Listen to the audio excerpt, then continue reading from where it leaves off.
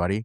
Welcome to this episode of Forward to Extraordinary, a part of the Strictly From Nowhere podcast experiment. I'm your host, Justin Abrams, a serial entrepreneur in pursuit of wisdom with the goal of sharing it with all of you. And today is no different. You know, one of my curiosities lately, I think I've been talking about it a little bit too much. My business partner is going to punch me in the nose over it, is the topic of clipping. If you don't know what clipping is, I'm not going to give you the definition today. I simply brought an expert, as I normally do, and we'll let that expert give us a little bit of a definition and a pulse of the climate of what's happening within the world of clipping and media distribution. You know, my interests as a content creator, as a business owner, is always finding the next thing to transact attention. It's part of the impetus of creating the podcast in the first place, was to be able to have long form stories, chop those up into key moments and slices of those stories, and distribute the things that are happening in our world around business, around ecosystems that I may or may not know about or be involved in, and be able to curate conversations from thought leaders in the industries. And so my latest is really around clipping.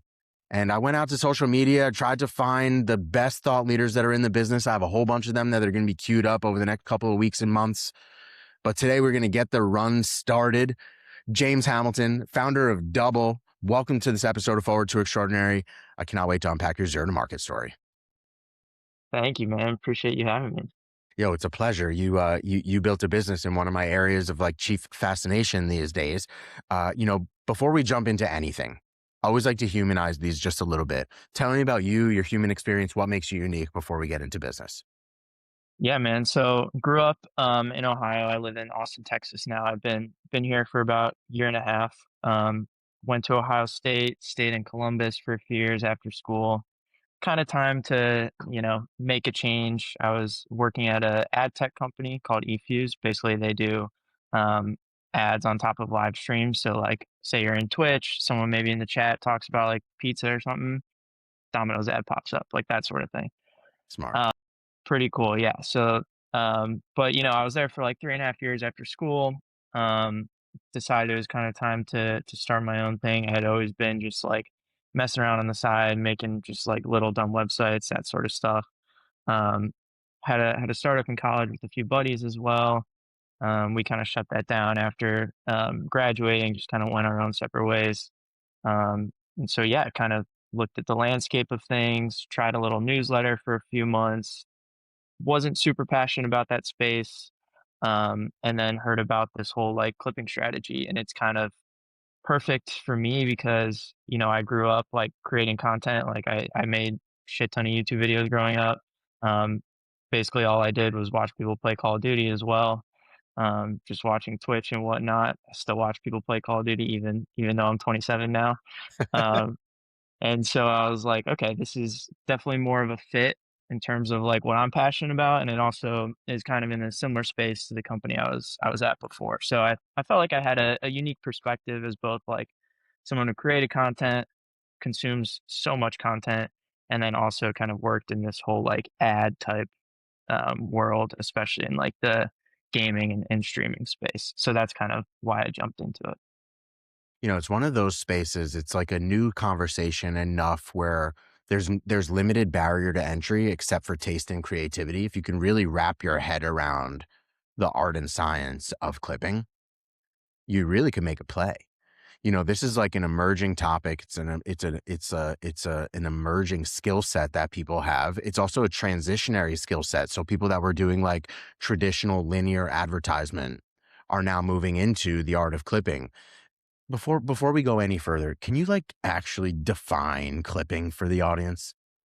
Yeah, so clipping is basically the strategy of taking any form of like long form content. It might be a podcast, might be like an event. Maybe it's just a bunch of different clips from all of your content in the past. Basically, passing that off to people that own and operate social media accounts, Instagram, YouTube Shorts, TikTok, and then having them cut it up in creative ways into clips. Everyone's familiar with clips on Instagram Reels, TikTok, and then basically you flood the feed with that content. So you get, hundreds of pieces of content out. Creators get paid on a per view basis. And the way it kind of shapes out is you get a bunch of really creative content out there for super, super cheap. and it kind of makes your brand, your product, your content basically unignorable, or you can't ignore it essentially. Yeah, it's the flooding of the experience. I think I hear a lot about this lately because some people put like a little bit of a false barrier to entry in front of them when they think about the art of clipping. Particularly because like did I have to create the long form content for me to participate in clipping as a strategy? And so I'm interested for you, like use me for example. I have the long form content. We have hundreds of episodes. I'm ripe for clipping. You could stitch together conversations in such creative ways over multiple thought leaders. Like I'm ripe for the clipping experience. But what happens if I don't have long form content? I've never created a piece of video content at all. But clipping just seems like it might be a really interesting path for me and my business. What's your perspective on owning your content and using that versus hijacking content that's public on the internet? Yeah, so I mean, there's certain like things you have to be wary of if you're gonna, not use your own content. So there's some people that I'm sure you've seen these ads like across like X and Instagram, but like stake.com, the casino, like a strategy they do a lot is like they just put their logo literally on the most like viral videos ever that have nothing to do with like gambling or stake or anything like that. They just like put their logo at the very bottom. Like that's kind of the lowest barrier to entry. Like, hey, let's just put our logo out there. Basically, billboard marketing for like the digital age. It's kind of just like as people scroll, people will see it. And then, maybe next time you want to gamble, you just automatically think of stake.com because you've seen it a million times on a million different clips. So that's one way. Another way is like you see it a lot in music. So not necessarily like long form content, but musicians obviously have content of their own in the form of just like the songs they've created. And so what you do there is basically like attach those songs to viral type edits that people are always watching. Like I'm always watching stupid edits, like movie edits, whatever. And it's like, hey, if this song maybe matches whatever, like Spider-Man Into the Spider-Verse. Let's do a bunch of like cool edits on like Miles Morales, and then attach the song to it, and hope that people start using it organically as well. So it's kind of if you don't have your own content, there are certain ways to kind of craft more content. You do have to be wary of like copyright if you're literally gonna jack content, like especially on Instagram. Like that's something we try and stay away from because we want to protect like our creators' accounts themselves Sure. because they're trying to make money, and like I don't want to harm anyone who's working with us. So like if you just like rip some like stream or someone else's content, they could go on Instagram and put up a copyright strike. All of a sudden, that page with like a million followers is gone, and they'd have to pay like thousands of dollars to reinstate it. And like that's good for no one. So couple different ways, but yeah, definitely a few things to be wary of as well. I'm sure there's like a strategically tasteful way of trying to do this. Like it sounds like what the ideal scenario is that somebody is already creating long form linear type content, webinars, podcasts, even like your own personal content with your phone on your social media. Like that's just a linear thought with no edit in it at all. You just might be producing content. It sounds like that might be the best way to begin curiosity with clipping is your own content and then figuring out a creative way from there. Would you say that that's probably the safest way for people to continue, or is sourcing content that's tried and true on the internet a better path towards getting recognition or whatever metric it is that a business is trying to quantify for?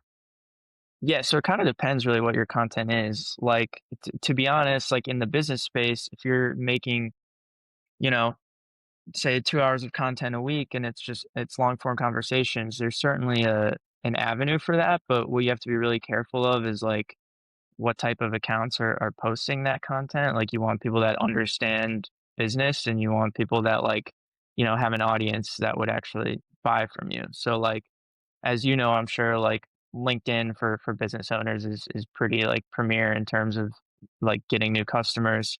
Um, and so I would say the other one would be like x.com would be kind of the other avenue. Like there's certainly routes on TikTok and Instagram and YouTube, but I would say those two platforms lend themselves a little more to business. Um, so I would say, yeah, lowest friction would be like, hey, let's just pass off our content to whoever the hell wants to clip it. don't think the results will be like as, you know, amazing as you'd expect or want. What are like, what are some goals that people usually attach to clipping as a new strategy? Yeah, so it's usually impression based. It's like, hey, we want 1 million views. What can you do for us? That's the big thing. Um, Obviously, like conversions and attribution is ideal state, super hard to track though. It's like you can't put links and comments and that sort of stuff and like in the post description. So actually like getting people to convert is a tough one.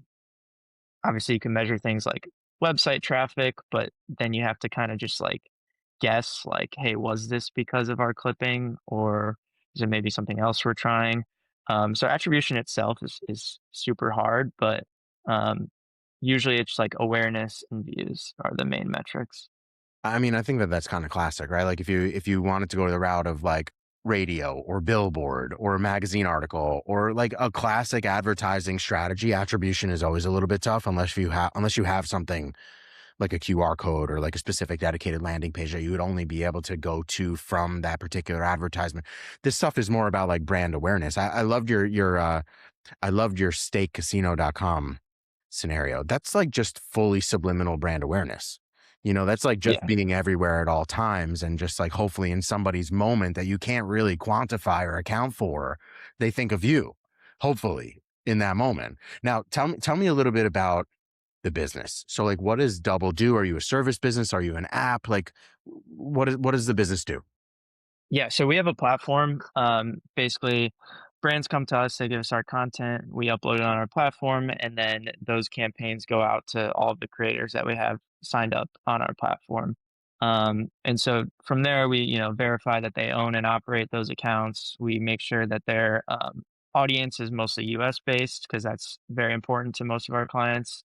A lot of these accounts might have like super large like India viewership and whatever, and unfortunately that's just like not desired by people advertising, especially in the US. So that's a huge thing. And then we basically give them a dashboard where they can see like as the campaign is going along, what clicks are coming in, how much of the budget they've spent so far, all the engagement metrics, that sort of thing. Um, and so I think personally, like our tech is well beyond a lot of these other agencies, um, and we're only making it better over time. It's really cool. I have some questions if we could stay within the tech for just a couple of minutes. Please, yeah, Uh, dude. I've built I don't think I said before, but I am a software engineer by trade. So that was like my role over at the startup that I was at You before. didn't I say was that, but now that I know, let's talk about Please it. ask away. I Yeah. have built many a marketplace platform. That's what you're talking about, right? I have like multiple different types of customer personas. I got to get the customer with the content to come into the platform, and I got to get the creators to sit there that can take that content, and you got to make a partnership. That's where like your marketplace platform comes into play. No small feat. It's hard enough to find one type of client, let alone two types of clients. And it's a chicken and the egg. Do I need content there first? Do I need creators there first? That's a little bit of a difficult scenario. Then you layer on all the social platforms and their feeds and the complications of maintaining all of those and their limits and all of these other amazing barrier to entry, like good luck to whoever the next software engineer is that wants to get approval from Meta. Like, just enjoy your time. enjoy, Takes forever, dude. enjoy the It's the months of worst. work that takes speaking to nobody and getting nowhere. So, big question, right? Like, big barrier to entry, tough business to exist and to thrive and to like really be a valuable player in any arena. Just building a marketplace in any arena, let alone a social media platform marketplace. Tough road. So I'd love to hear a little bit about your business, maybe some of the trials and tribulations and the war stories that you had to go through to even exist in the world. And then I'd love to just hear like, what do you think some of the secret sauce is around building the marketplace in a sustainable way? Yeah. So I mean, I think like so for us, like the clipping thing was kind of a market of its own a little bit before we came in. So I think we were still one of the earlier entrants, like one of the first to have our own web application. But not sure if you know what WAP is, but that existed previously. Hmm. WAP is basically this like huge Yeah. online marketplace for, I think they say like, you know, start your business and run your entire business on the Yep. website. Yep. You can Yep. launch courses, a bunch of other things. And so they also have a clipping platform involved there. And so that's probably was the biggest and still is the biggest like clipping platform. Um, but the good thing about that is that that meant there's a lot of people who are already kind of aware of clipping on the social media side, and they're already like looking for opportunities every single day. Sure. So as long as you can bring them like good campaigns and a lot of, you know, opportunity to make money, like they'll come to you. And as long as you're like an honest broker and you know you pay people out correctly and quickly and fairly, um, then it's pretty easy to establish like some trust on that side as well. So for us, it was basically like, let's, I mean, it's kind of like we operate our whole like community is like in a Discord server. So a lot of people kind of see Discord as like the underground of, I don't know, the internet. Everything. Everything. Yeah, Yeah. everything. And so it definitely was like starting up. We basically like paid this, or I paid this guy who's had his own like Discord server like to help promote us. So and it was kind of like I didn't know if I was gonna get scammed. I didn't, you know, I had no idea what was gonna happen. Paid him $400. He put out an announcement like in his channel. And we got like 400 people in our server like pretty quickly. Hmm. Um, Basically none of those guys were actual clippers. So we just had like almost like 400 random people in our Discord server. Um, and at that point too, we kind of, like you said, it's kind of hard to time. It's a chicken and the egg thing. It's kind of hard to time up. Like, you know, do we get the creators first? Do we get um, the clients first? And so at that time, we didn't even have any clients. So we're just like here with like a Discord server with like 400 random people, and they're all like, "Why am I here? What am I doing?" That sort of thing. And so for a while, that was probably like a month or two. We were just sitting there with those people. Um, Finally, I was able to secure a client on LinkedIn. Basically, I was like, one thing I do is I just search up clipping on LinkedIn, and just see who's, that's how I found you, I think. Um, I Yep. just see who's talking about it. Yep. And then I'll just reach out to them and, you know, talk to them, see what they need. Someone was looking for a developer to build like a Discord bot. And I was like, hey, like, I'm a dev. We built something similar. Let's talk. Got on the call and I basically sold them on just like using us instead as their, rather than like trying to manage their own community and do whatever. So that was our first client. From there, we were basically able to pay a bunch of those like 400 people that we had in our Discord server to refer their friends, refer a bunch of other people, that sort of thing. So just like paying for referrals, um, you know, and then we basically verify that those people that they invited are people with social media accounts and clippers, and then, you know, we pay them out. So grown that side now to almost 10,000 people in our server, um, and a bunch of clients on the other end as well. It's no difficult, it's no easy feat. This is a really difficult arena. There's tons of different businesses and agencies, like maybe agencies that are feeling a little obsolete. They're providing like legacy services. Businesses don't have as much curiosity. Clipping is definitely like the shiny penny of the moment, like a new strategy that people are really curious about. Which brings me to my real next question and kind of where my sorry, we'll chop where my real curiosity actually is in all of this. It really has to do with like the age of AI. And so much of my business as a service provider, I build software. Just to simplify it, I build software for other people's businesses. So much of that business is agent driven now, and like we're learning at an incredible rate. And like this is not how this business was running 2 years ago. It's like just amazing how fast the transformation has occurred. Never more profitable, never more work to do, never leaner. Like what an amazing time to be a software development agency. You're only limited by leads. Like there just are never enough leads for any business. One of the things that I'm really curious about is the art of clipping. I cannot figure out how to crack that code.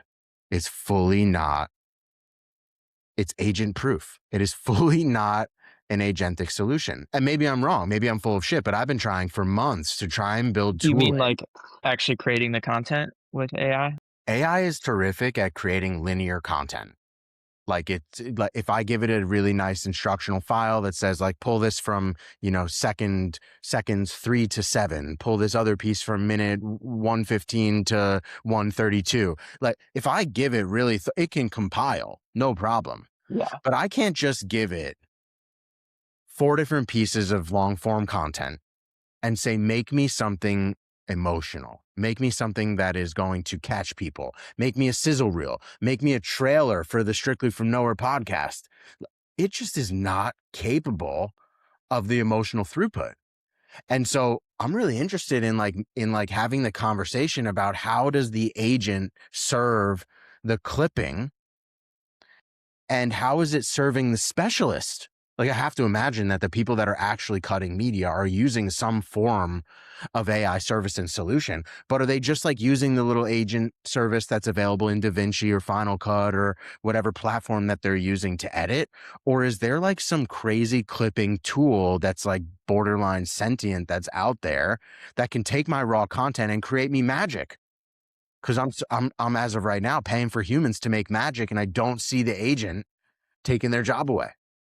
Yeah, I kind of agree with you. So, I mean, like, the only way we use AI to actually make content is, like, say a client gives us, like, a 2-hour long, piece of media, we'll, like, throw it in Opus and just, like, find the best moments, and Sure. then that'll just give us, like, at least, like, a bunch of, like, 2 to 3 minute long clips Yep. that we can then pass off to our creators, Yep. and it's just easier for them to look through, and they can still determine what's, like, most interesting to them.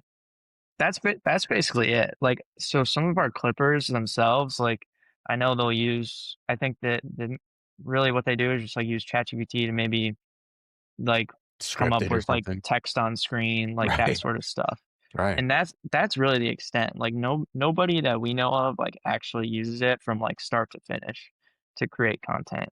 And I think it's just because like, I still believe this, and this was kind of our theory when starting this company where we're or when I started it, we were thinking about like, could this be disrupted by AI, that sort of stuff. And our thesis was like, I still think humans are the best at creating content, and there's gonna have to be a human in the loop at some point when it comes to content creation. And it's kind of if the market ends up demanding that AI content like wins, like then that's what happens, and that's fine. Like, but so far we've seen like consumers themselves, if they see that content is AI, don't like it. Like, maybe one day it'll get so good where we can't notice. But for now, like the market just demands that humans are still the ones like editing and creating this content. And I think that's like a pretty cool outcome, in my opinion. You know as well as I do that the agent has no problem with content creation.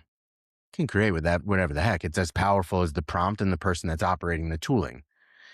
Content curation, it can't do. It literally can't do it. Like for me to get the agent to do what I needed to do, I'm the Wizard of Oz. Like I still have to control agent output. I still have to give it a prompt that tells it where to go. Now, what you were talking about that Opus does, Riverside's going to do that from this episode too. At the same time that it's using an agent to produce a super high quality long form episode, another agent is clipping key moments. It's using like sentiment ranks. It's like whatever. It's like trying to find me the 10 to 15, 30 to 60-second clips that are going to come from this episode. I'll get them in a batch in 10 seconds. No problem. Because it's linear. It's just saying like, oh, from like 2 minutes and 30 seconds to 2 minutes and 60 seconds or 3 minutes flat. There's a 30-second clip in there that was like gold, unmessed with. Just like boom, 30-second linear clip. The machine can do that awesome. It can find sentiment, it can find key moments, it finds like, you know, it finds whatever. With clipping, it's all taste driven. It's all curation. It's saying like, imagine this. Let's just like, we've all seen this classic thing at the beginning of a movie. If you watch like, I think like Outbreak or World War Z does this in the very beginning.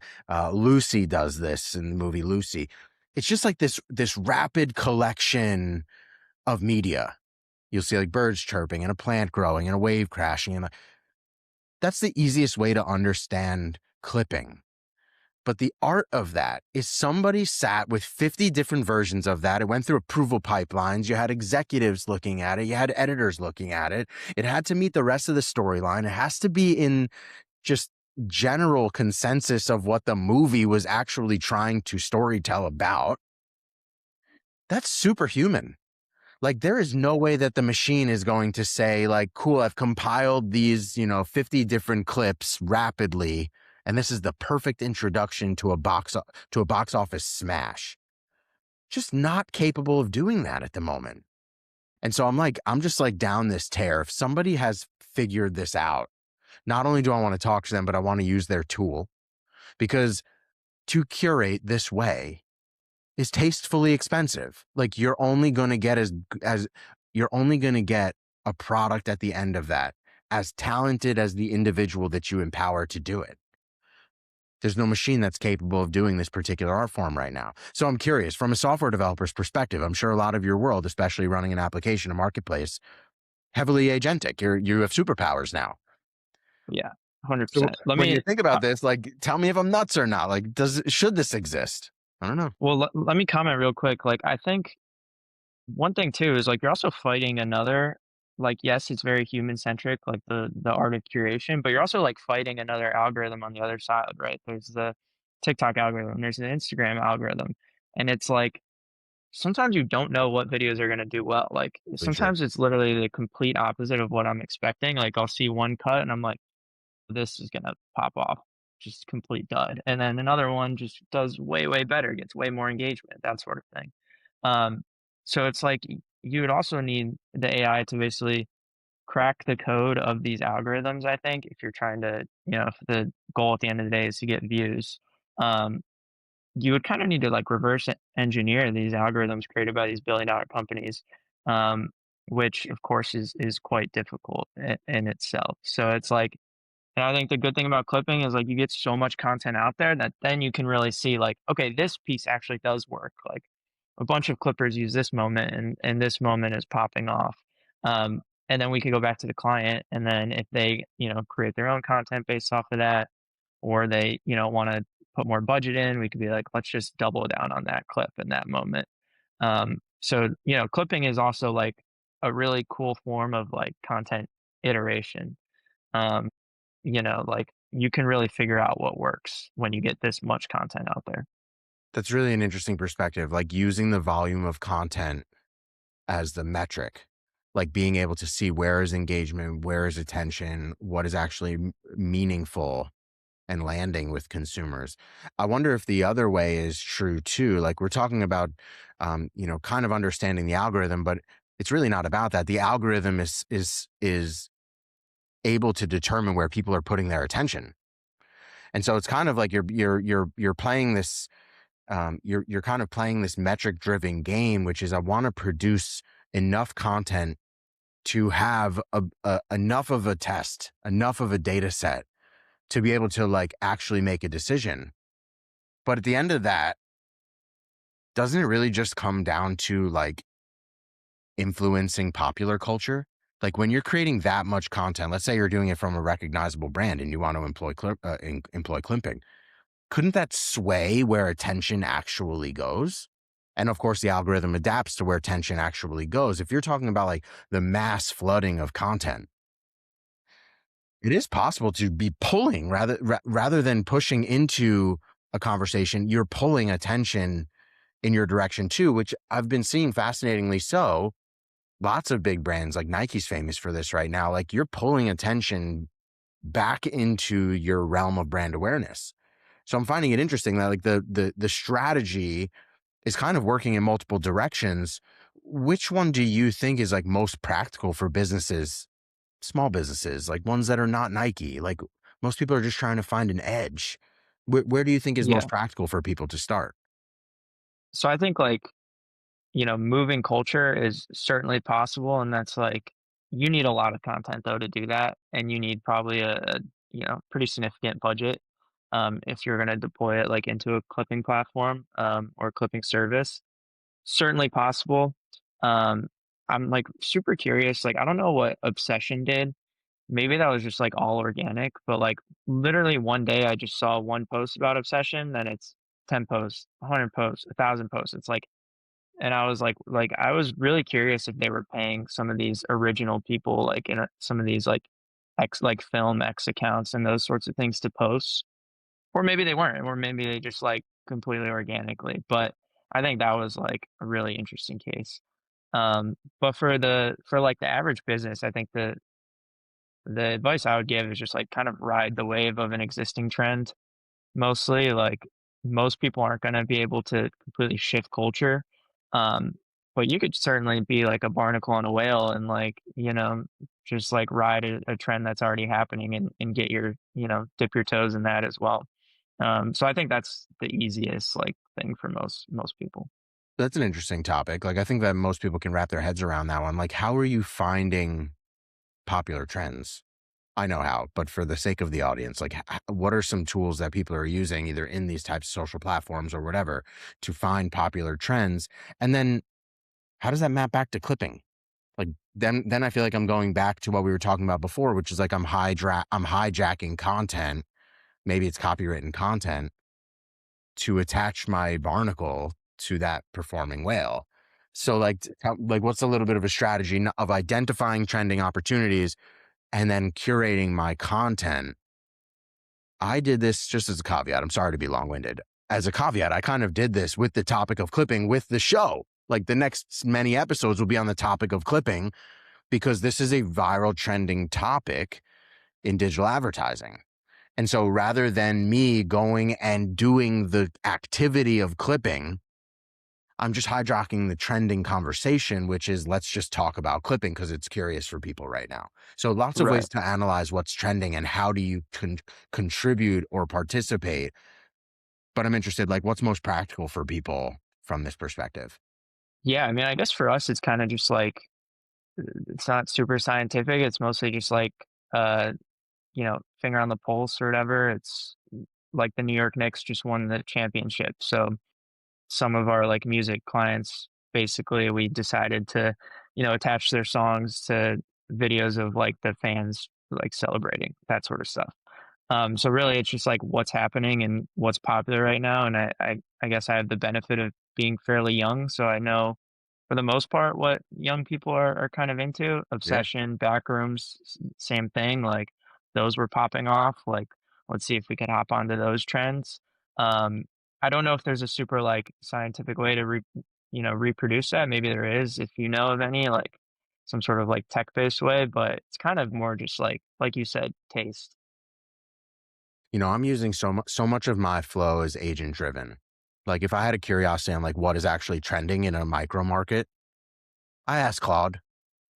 Like, let's not overthink it. Like, if I'm just trying to figure out like what is a marquee topic that's happening in New York City. I live right on Long Island. Like, what is the hype happening in New York City? It might be something subculture. They're like, we have nothing. For example, yesterday, the fire department decided to release a ton of water from fire hydrants in the streets. That went viral for whatever freaking reason. Probably kids just having a good time in the streets and school is out. Like, that's viral. That's a trending topic of the day. If I was like a a uh, a fire inspection company, if I was like a water management company, if I was like a parks and recreations company, you found your moment. Now you stitch into that, show a whole bunch of kids like playing in the streets, show families enjoying their summer time together, and oh, by the way, don't forget your HVAC or whatever. Like, I'm fascinated with identifying trending opportunities. The real question is how do you creatively clip into it? And so what I find that is happening, not that I'm doing this, I probably should be doing more of this just for myself and my own business dealings, is finding trending opportunities in the marketplace, not creating your own organic content to participate in the trend, but attaching my perspective as a business to content that already exists. Now, there was a big difference between copywritten content, which is like Nike produced a commercial on social media, a 30-second spot on their channel. It's no longer television, it's short form media consumption. There's a big difference between jacking from Nike and just pulling from the news. Like anybody with a camera these days is just posting content that's all participating in this volume trend that you can see within your social media platform that Claude can identify from you.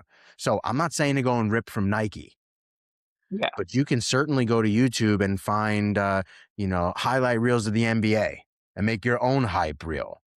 You can go and find, I'm a surfer. You can go and find like surf clips from wherever, whatever, and stitch together like my new wetsuit brand is now stitching together content from the greats that have put free content out on platforms.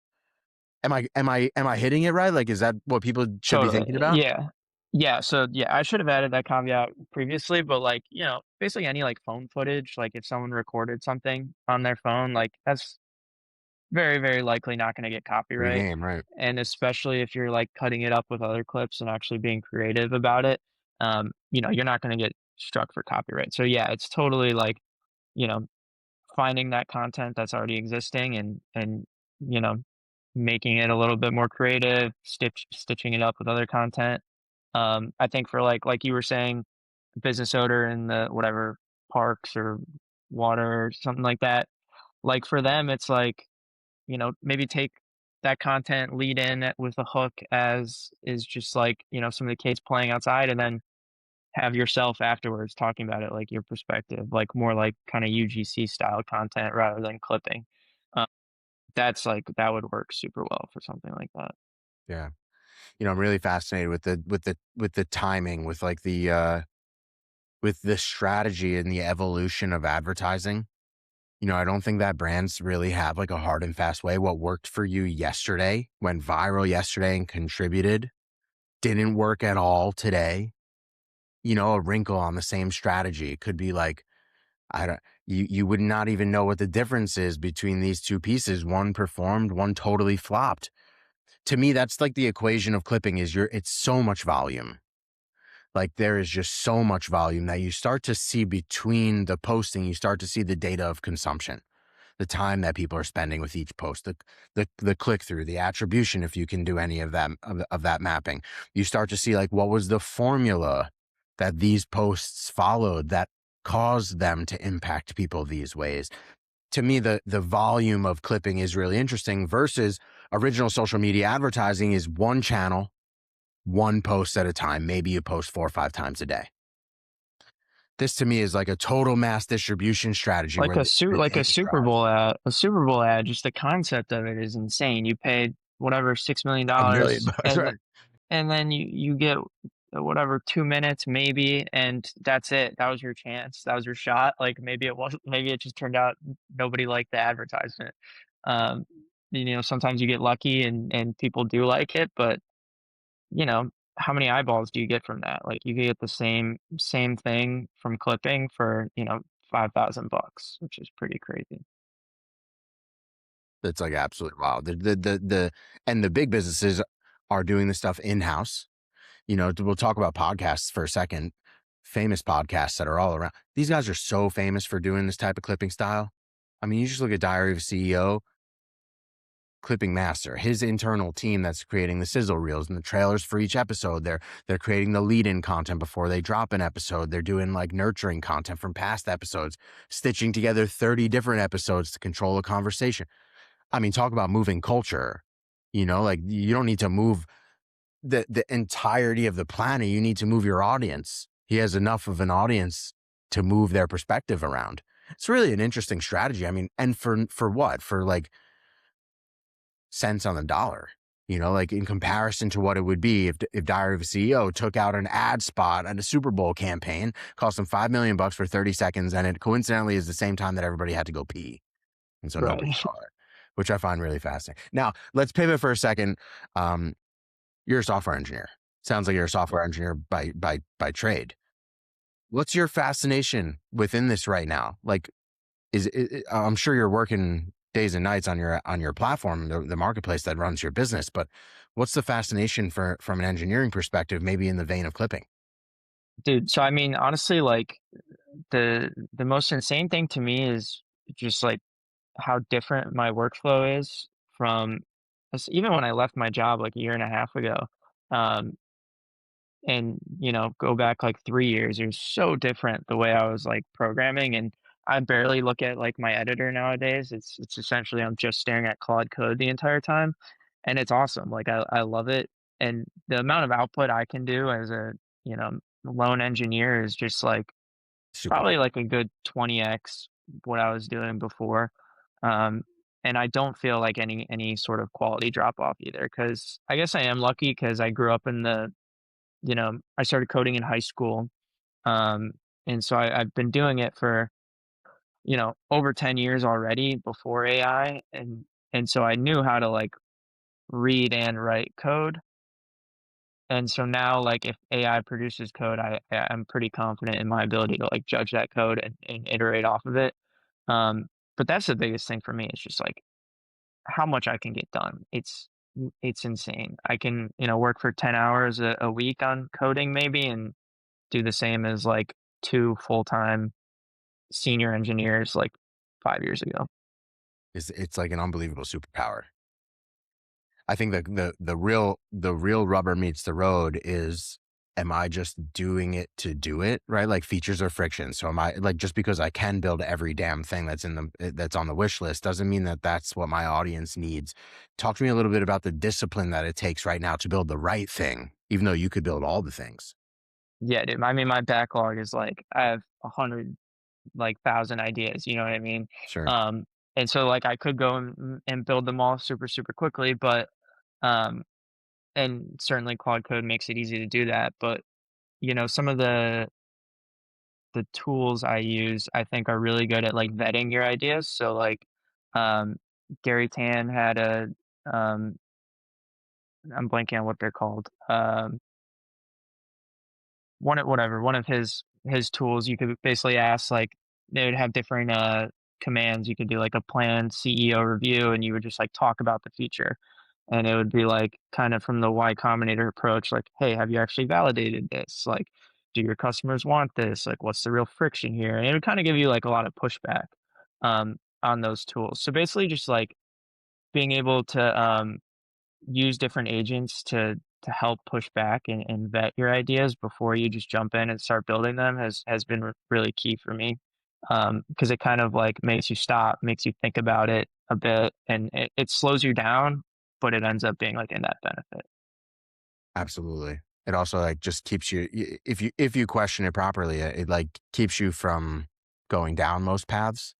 It could exploit your path, but my team errs on the side of caution. We want to build the right thing. I'm also building other people's dreams. I'm not just building my own internal tooling, my own business infrastructure. I'm building everybody else's thing. So you have a certain responsibility to build the right thing at the right moment. And just because we have this power to build everything doesn't mean that we actually should. Kind of the same thing in this manual world of clipping. Just because you can build all of this content doesn't mean you should. It's all worth testing. It's all worth getting the data back from it.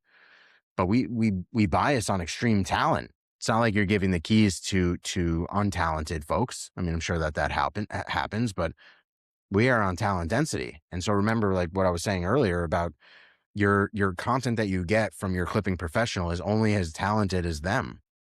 And so like talent density actually is going to continue to matter, and like hyper creativity and a pulse of popular culture and like having great taste still matters. And it matters in software engineering, of course, especially in design systems and user experience. Like the taste and curation of product matters substantially.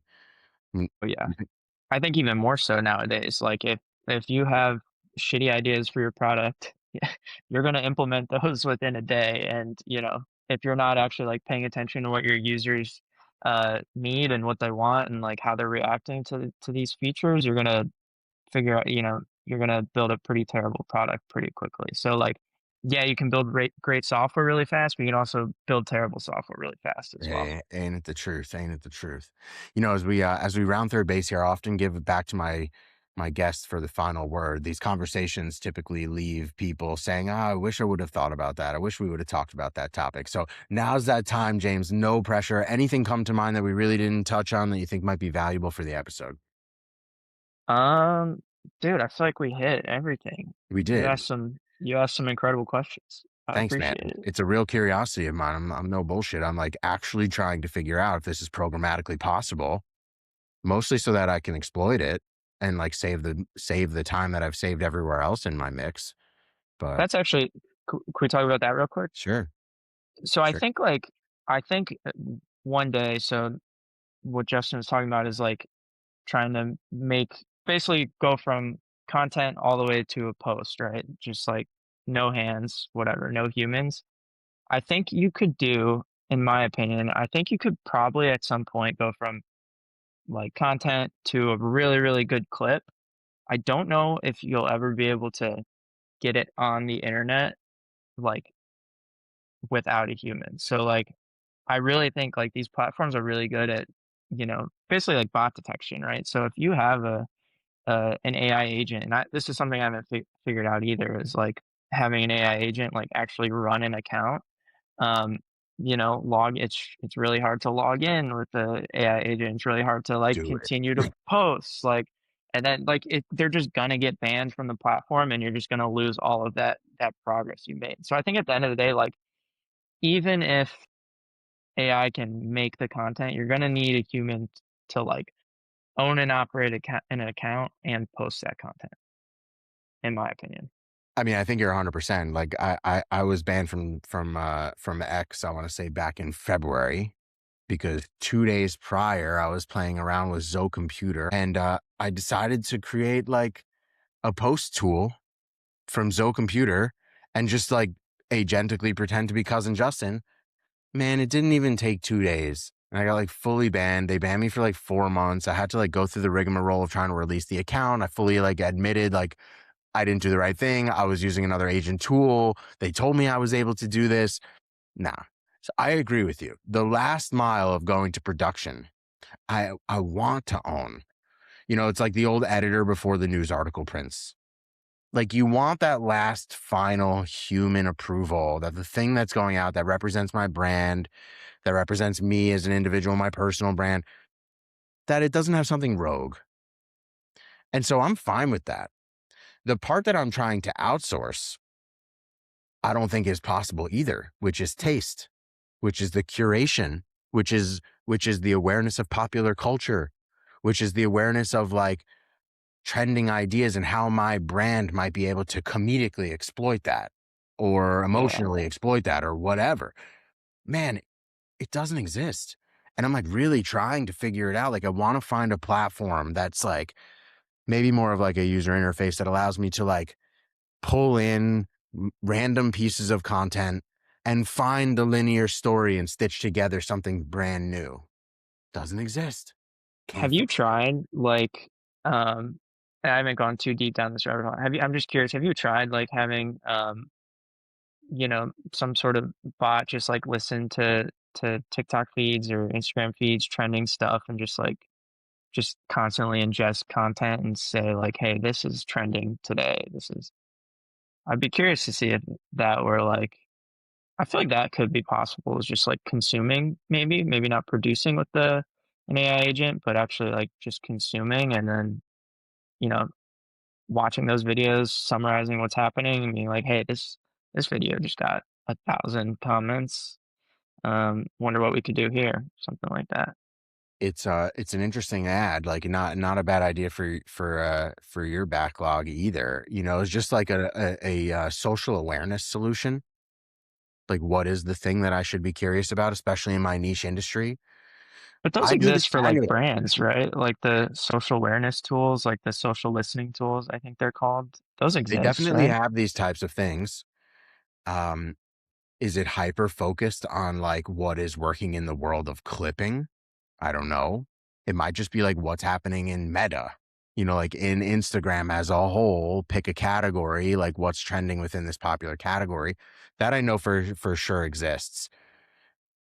As data that's going to map back to creative, that part I'm not 100% sure of. I do it manually. Like I manually curiously go to Claude, have it go to research mode and have it go and listen and like come back to me with a report. Top 10 trending and top 10 trending things that are happening in the marketplace today. And that works like today, like today. That'll work right now, Like which if you means want, you could create like, automation out of that for sure but I mean, like if you want to find out what's trending literally today, right now. that's pretty accurate. Okay. there's this company that I think you'd be interested in. It's called addicted.ai.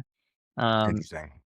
they just started up. It's just a bunch of it's like ADDICD or addict yeah, ADDICTD dot AI. Um, I could connect you with the founder there if you ever wanted to talk to him, but, Cool. Why not? he's just a kid, he just dropped out of college to build this. But Love what those they do guys. is they build, like, a really cool, like, retention tool. So they built, like, their own, models to basically analyze content and figure out when drop off is most likely.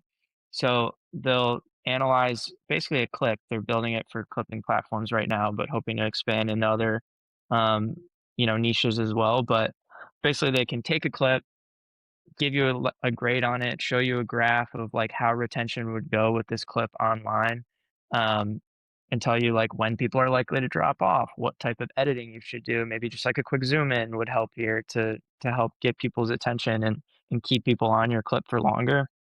I feel like their product is really cool. They showed it to me the other day. I feel like they could have some sort of input into this that you'd be very interested in. Hmm. S- Definitely an interesting concept. Like, for editing teams that are going to spend time, like, where's the right brushstroke? Like programmatically, where's the right brushstroke? The thing that can't be Exactly. replaced is the editor in the chair that makes the brushstroke. But I Can't feel figure like at that least out that yet. tool is like maybe the start, like, Yeah. the very like back end piece that you need to at least maybe get there at some point. Something like that. Yeah. Someone's going to crack this code. Like, I'm on a mission to find the person that has the thesis that is doing this. I think it is possible. I just don't think that it's been done. And I don't think that the validation of clipping as an art form is there just yet. I think it's emerging. I think businesses are imploring it. I think like the Gary Vaynerchucks of the world are like just starting to demand that people pay attention to this art form. Yeah. It's not the same as like some tried and true strategies that have really been working, like SEO or pay per click or, whatever, like true, super traditional omni-channel strategy that has existed.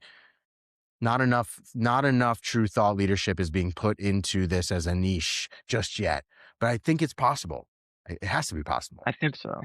I'm curious from just like your perspective, even as a consumer, like, I mean, do you care if like from start to finish a clip was like created with AI? I care that I can't tell. I Okay. care if I cannot tell. If I can tell, content fodder. It's just more is not necessarily more. If I cannot tell, and a lot of this content that's being created or curated right now, you don't know. You don't know like what was their tooling system. You don't know where they spent their time. You don't know how much of this Claude touch. You don't know if it was 100% human. When it's good, when it lands, it doesn't matter. It doesn't matter how the sausage is made. It matters that how the sausage is made when it's subpar. Then you could say like, oh, 50% agent driven. Well, obviously it was Right. shit. It only matters if it's bad. I don't care if it's outstanding. If it's outstanding and 100% agent driven, someone needs to get rich off of that. Someone needs to replicate that and make that a service for brands because they'll put incredible talent on different problems. Like, is this really the place that you want to lock up incredible media talent is on clipping? Is that the right thing that they should be spending six figures on to have that role in house? When it's like a secondary piece, like a derivative piece of content, like that sort of But dude, this thing. is easily 40 hours a week for a human to do. Easily. Like, this is easily full-time labor. I don't do this because I have businesses to run. So I just say, oh, key moments over the wire, like minimal editing, over the wire, volume style. But clipping as an art form, like for me to do that as a skill, while I can't, like I'm prohibited from doing that because it's a poor use of my time. But man, that could easily be like, you just think about working for an agency that offers this as a service. You have a team of people that are doing this around the clock, the old fashioned manual way. And the ones that are bullshitting around trying to figure out how to solve it with an agent, well, you just wasted a week. It's not going to be possible. Maybe it'll help you with like the captioning. Like, cool. Like that, you probably shouldn't outsource that either. That probably should have been highly human too. But man, Yeah, I it's going think to I be agree with you. I mean, like, you even look at, like, platforms like Netflix, like, I mean, dude, they're making content just for you to, like, they're analyzing all the data, and they know exactly when you are, like, so looking at your phone or, totally. when you're, like, talking to the person next to you on the couch, like, they know how to craft their content like, just to keep you watching the entire time. Ironically, I was just talking about this with my wife yesterday. My my children are COVID era children. And like, isn't it funny that like the content that was created around that time was like so captivating for families and kids? Kept you in your seat watching nonstop television. Think of like the Coco Melons of the world or whatever else that was produced. And that algorithm was so successful that it's now feeding the next generation of straight digital content creation, full on animation content, linear style animation, prompt driven content. Didn't require a writer. It required the original thesis that the original Coco Melon team manually created as a team of animators and copywriters. But man, that was trainable. And now the machine is turning out animated content that's like captivating at a clip, what feels like daily. That's not by mistake. The machine learned how to create linear style content. The problem is like we're trying to figure out how to create non-linear, emotionally attached content with clipping. And that's a different art form. Netflix hasn't captured and hasn't figured that one out either. When that happens, you'll be able to go into your Netflix account and say, I'd like to see the key moments across this, across horror from an error. Think of like a time period. And I want to see like just my own personal compilation of all of these key moments of horror films from the 90s. You can't do that yet. No, Can't do dude, and that yet. I literally, like, do that on YouTube. I'll just will watch an entire film, but, like, in a 2-minute long short. I'm like, "Okay, I get it." It's Exactly. awesome. Yeah. It's insane. Well, James, I can't keep you all day, but I'm sure we could find more stuff to talk about anytime. It's been a pleasure to host you. And dude, keep on doing what you're doing. I'm excited to see where Double ends up, and I wish you, man, forward to extraordinary. Thank you, man. Appreciate you having me. Cheers.